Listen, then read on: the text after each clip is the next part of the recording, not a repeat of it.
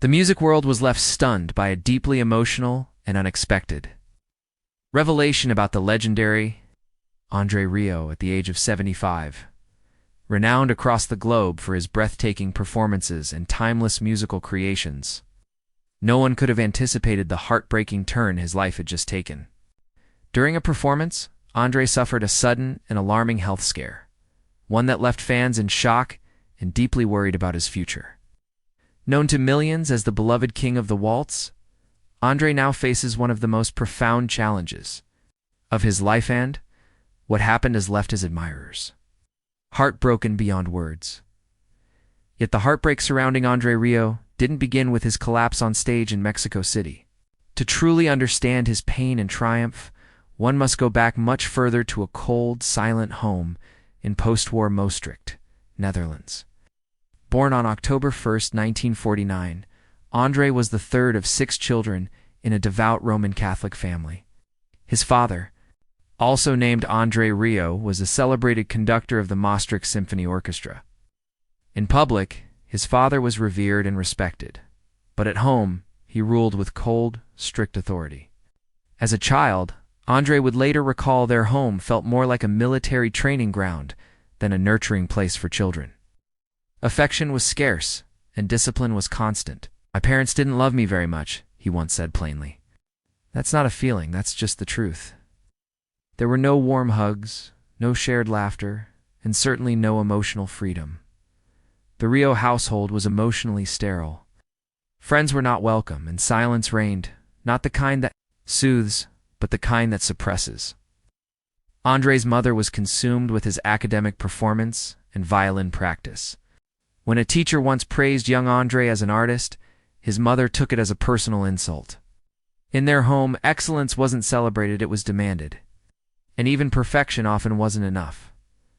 But amid the emotional chill, something miraculous happened in 1954 when 5-year-old André met his first violin teacher.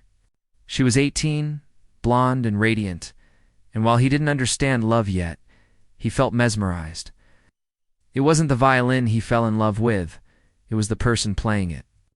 He was captivated by the way she moved, how her hands brought life to every note.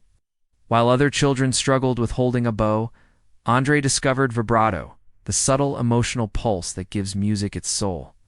From the beginning, André didn't want to play flawlessly. He wanted to feel something. And for the first time, music gave him permission to do just that. As he grew older, however, the tension between André and his father escalated. By the early 1960s, during his teenage years, their emotional and artistic differences clashed violently. André loved waltz's music that was joyful, flowing, and light.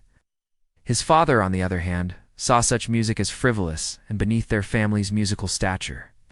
When André admitted he wanted to pursue waltz music, his father dismissed him harshly, saying, "I didn't educate you to play waltzes." It was more than rejection, it felt like erasure. The final rupture came around 1968. When André brought home the woman he loved, Marjorie, his future wife. Instead of a warm welcome, his mother coldly told her to leave. Turning to André, she ordered him back to his clean room, as if he were still a child, and love had no place in their world. That night, André made a life-changing decision. He walked out and never looked back. His parents never attended a single concert, not even when he sold out massive arenas, nor when he became one of the most beloved classical performers in the world. "I spent years in therapy trying to understand why my childhood felt so empty," André would later admit. The fame, the castles, the roaring fans, none of it fully healed the emotional silence he grew up with. But music gave him something else, the power to rewrite his story. For André, music became much more than art. It was a way to survive. The violin wasn't just a tool, it became his voice, his armor, his salvation. "Only when I played did I feel seen," he said once. In the shadow of a loveless childhood, he found light in melody. From those early wounds, he carved a mission to create music that made people feel alive, to bring joy where silence once lived. His greatest performance, in truth, wasn't on stage, was surviving the emotional emptiness of his early life and turning that pain into something profoundly beautiful.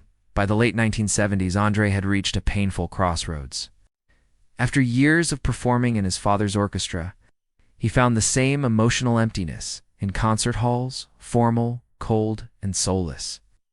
The musicians talked about the weather and their salaries. No one talked about the music, he recalled. This wasn't the future he wanted. In 1978, at age 29, he broke free. He formed a small group called the Maastricht Salon Orchestra.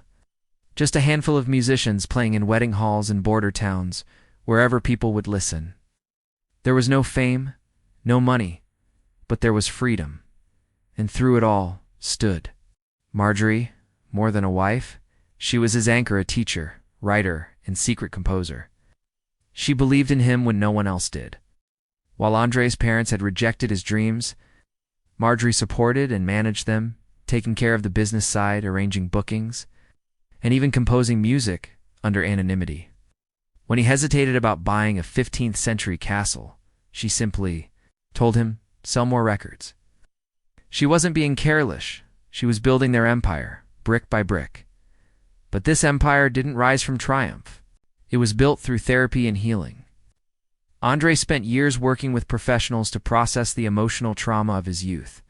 "My parents didn't love me. That's not a feeling. That's a fact," he once confessed. Therapy helped him understand the silence and the emotional neglect. But healing required action. So he created a world of music that looked nothing like the one he was born into. By 1987, André's need for joy turned into bold ambition. At almost 40, he disbanded the Maastricht Salon Orchestra and took a leap. He founded the Johann Strauss Orchestra, starting with just 12 musicians. It was an outrageous idea in an era dominated by rock and pop. Few believed a waltz orchestra could succeed. André wasn't trying to fit in, he was rewriting the rules. Their first performance on January 1st, 1988 was unlike any traditional concert. No stiff suits, no solemnity, just theatrical lighting, lively music, and genuine emotion. Audiences clapped, laughed, even sang along. Critics sneered, but André saw something deeper. Transformation. "I don't want to impress experts," he once said. "I want to move people." That year, they played modest venues, but the idea of music as celebration at rigid ceremony was catching on. With Marjorie guiding things from behind the curtain, managing both sound and strategy, the orchestra became a healing force for André and for the audiences who came seeking joy. He didn't know it yet, but just 7 years later, one performance would make him a global phenomenon. In 1995, everything changed. During the UEFA Champions League final in Vienna, with over 300 million viewers watching, André stepped onto the football pitch during halftime with his orchestra. They performed Shostakovich's waltz, No. 2, and within seconds, the entire stadium transformed. 50,000 football fans swayed, clapped, and even hummed along. It wasn't just music, it was a cultural explosion. That single performance catapulted André into international fame. CD sales skyrocketed. His 1994 album, Strauss & Co., soared to the top of Dutch charts for 19 weeks and sold over 3 million copies globally. Germany and Australia embraced him next. In Melbourne, 38,605 people attended one of his concerts, breaking national records. At one point, his DVDs dominated the top 10 music charts. Only acts like Pink and AC/DC came close. But with fame came backlash. Critics called him a clown, accused him of turning classical music into a circus. They mocked the gowns, the lighting, the theatrics. But fans saw something else entirely.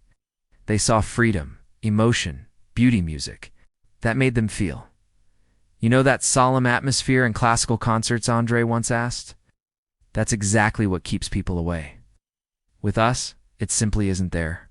In 2008, took this vision further by building a full-scale replica of Vienna's Schönbrunn Palace fountains, chandeliers, and Holland toured it.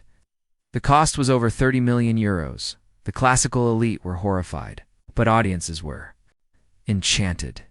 By Launtenlingischer, André wasn't just a musician, he was a movement, leading a revolution with a violin in hand. But even as André reached the height of success, his health and heart began to falter. In 2010, A viral infection damaged his inner ear, affecting his balance. For a violinist, this was devastating. He had to cancel a tour, and for the first time, he feared it could all end. Then in 2016, during a Christmas tour in the UK, tragedy struck again. Rudmerk's, his trombonist and dear friend, died unexpectedly on tour. Devastated, André canceled the rest of the tour. He was family, André said through tears. That Christmas was silent not with music, but mourning. Still, André pushed on. Even when ill, exhausted, or grieving, he performed. In 2019, battling a severe flu, he took the stage with a smile, hiding his pain. He saw music as a duty not just to fans, but to his orchestra family. Every show mattered, but in March 2024, his body finally gave out. At 74, during a tour in Mexico City, André collapsed backstage.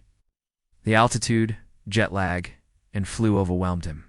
Feverish and disoriented, he called Marjorie in tears.